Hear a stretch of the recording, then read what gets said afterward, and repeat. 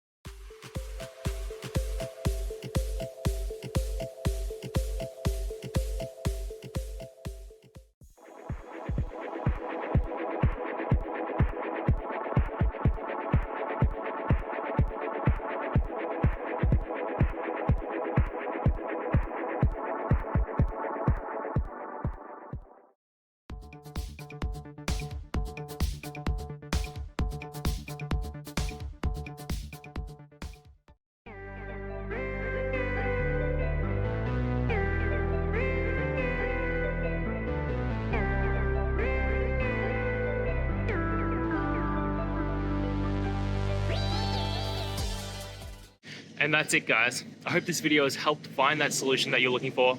And if it did, please hit the subscribe button. I'd really appreciate it. Now, until the next time that you need technical help, I hope you have a good one.